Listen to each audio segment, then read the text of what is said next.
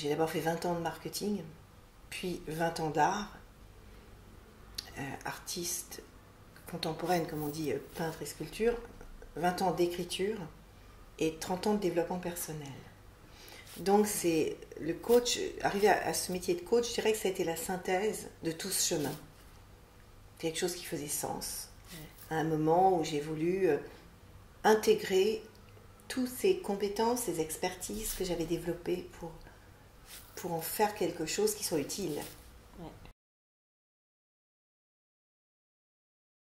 Des interviews, tu serais là Par avec moi. exemple. Des conférences. Des conférences sur les femmes, le rayonnement, sur l'art de développer sa véritable puissance. Tu créerais des programmes en ligne avec moi, c'est-à-dire que tu créerais de la matière pour que les gens de chez eux puissent contacter leur profondeur et se mettre en action en étant guidés, comme dans un livre, mais un livre en ligne. Tu me verrais faire des webinaires, des conférences en ligne. Tu me verras aller dans les grands routes de la profession, une fois à Lisbonne, une fois à Budapest, une fois à Bangkok. Voilà. Tu fais des séances de coaching aussi bien sûr, des séances de coaching en ligne ou en vrai aussi, absolument. Et tu écris. Et tu me verrais aussi écrire. Alors s'il y a bien un métier où on est en multitasking, c'est dans ce que je fais aujourd'hui. Parce que tu as tellement de choses à gérer en parallèle. Tu me verras aussi aller sur les réseaux sociaux. C'est important. La communication dans mon métier est essentielle. Donc tu me verrais faire des milliers de choses.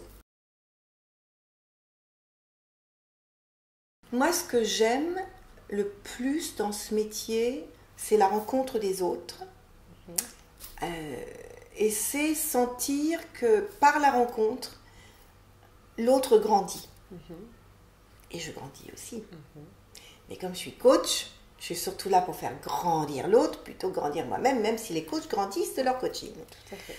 Donc tu vois, ce qui me fait vibrer, c'est quand des personnes ont vraiment des déclics tellement importants et que j'ai contribué à ça. Ça, c'est ce qui me fait vibrer le plus. Ce qui me fait vibrer, c'est aller sur scène.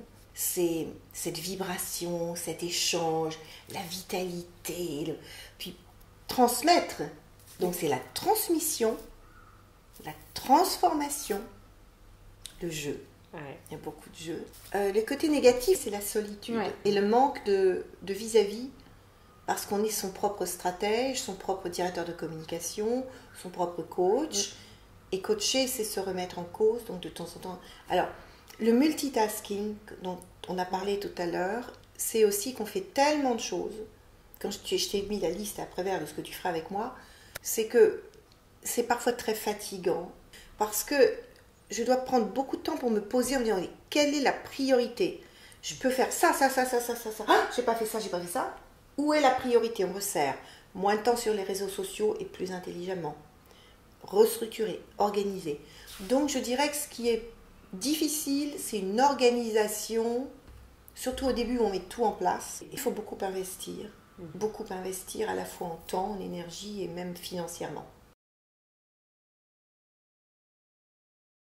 La première qualité, c'est une qualité humaine, d'ouverture à soi et d'humilité, pour dire je sais que je ne sais rien, où est-ce que je vais trouver suffisamment d'énergie, de flux, pour pouvoir mettre tout ce que je vais avoir à mettre au fil du temps. Ensuite, je pense qu'il faut beaucoup de qualités à la fois techniques, humaines, relationnelles, marketing. Et sinon, en tout cas, avoir cette curiosité. Il faut les acquérir très très vite. C'est indispensable. Il faut de la résistance. Résistance, il faut être capable d'être autonome, parce qu'on ne peut pas tout de suite être aidé. Il faut être capable de gérer son rythme, de connaître son rythme et d'optimiser son organisation.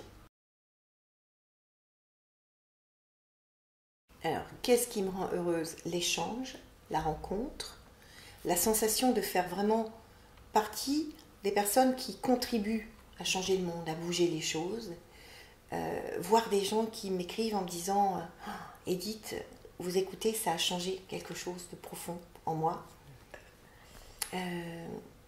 La liberté, la créativité, le jeu. Oui, c'est ça.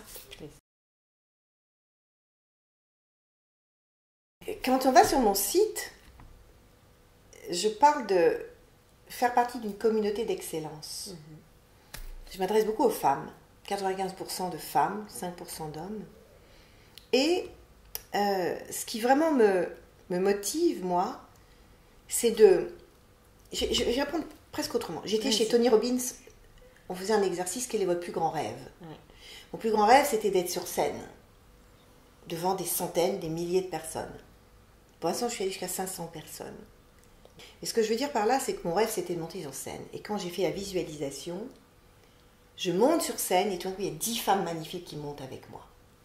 Ce jour-là, qu'est-ce que j'ai compris? Que ce métier m'intéressait pour partager la scène, pour partager de la valeur qui elle-même va être repartagée.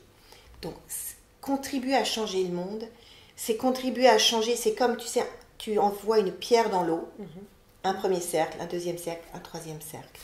Donc moi, ce qui m'intéresse, c'est de susciter des vocations autour de moi pour des personnes qui vont elles-mêmes contribuer à susciter d'autres vocations, Et là, le monde changera. C'est pas moi ou toi qui allons changer le monde. C'est cette multitude de personnes que nous contaminons par le plaisir, par le désir de grandir ensemble, qui va changer le monde.